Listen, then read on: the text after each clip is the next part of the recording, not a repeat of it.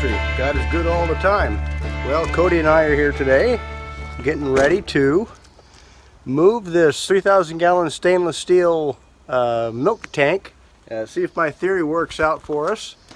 Part of the reason for these cross members down here was to actually hold the skid up against the tank while I'm transporting it. So once it's in place, these legs will just freestand. They'll just sit. The tank will just sit on these legs, and these legs are not fastened to the tank. So that's why I have to do all the strapping to keep it all in one piece, so I can you know, lift it all up at the same time and set it on a trailer. So behind me you can see the car trailer, and the idea is to take the backhoe, lift up the tank, and set it on a trailer successfully without breaking anything. My straps are a little bit long, so I'm going to have to reconfigure those to shorten them up a little bit.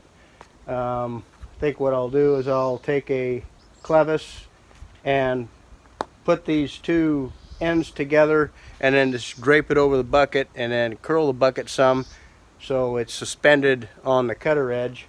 I know lifting straps, you're not supposed to be putting them on a cutting edge or anything like that because it'll wear through the lifting strap itself. So I'm going to be careful. I'm not going to use these things a ton of times, just for odds and ends, little projects that don't require industrial everyday applications. We're going to go ahead and give this a shot. I'll go ahead and finish strapping these down.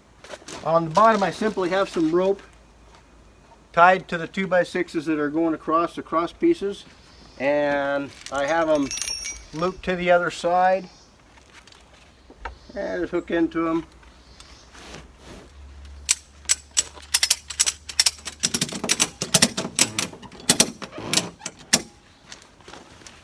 You roll these up and keep them out of trouble.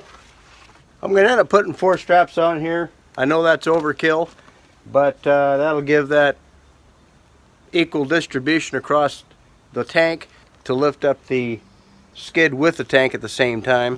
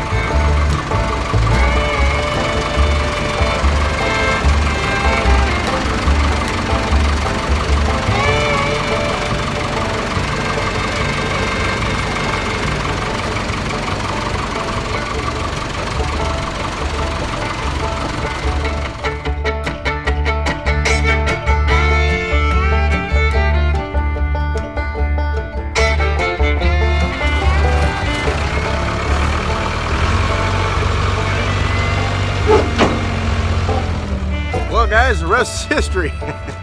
Took a little bit of head scratching and thinking to try to lift that and avoid that motor up there. I don't think I'll ever use that motor, but I don't want to just chop it off. There's a stainless steel rod that runs down with a mixer on the bottom of it, so I'd have to unseize all that and disconnect everything, and it'd be a lot easier if it wasn't up there. Anyway, it would have took probably, I don't know, I was trying to think of quicker ways to do it, but it just wasn't happening. But as you can see, it was a little bit back heavy on the back because I strapped it probably a third in and then up about a quarter up to the front, so it was back heavy, and that's why it was sitting lopsided. A little bit of figuring on how to strap the tank to the machine to shorten the straps up a little bit. I probably could have went with a 5-foot. These are 35-foot straps. I thought, well, if I don't get a 35-foot strap, a 30-foot will be too short. So made it work.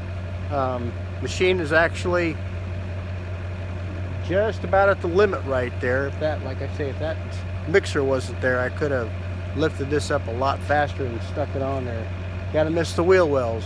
So that was part of my issue. So I just backing underneath it and making sure I'm not crunching anything. Put a couple little dents in the tank, but no big deal. Anyway, hope you learn what not to do, what maybe to do if you've got equipment that's just about at its limit. Thanks for stopping by. Take care and God bless.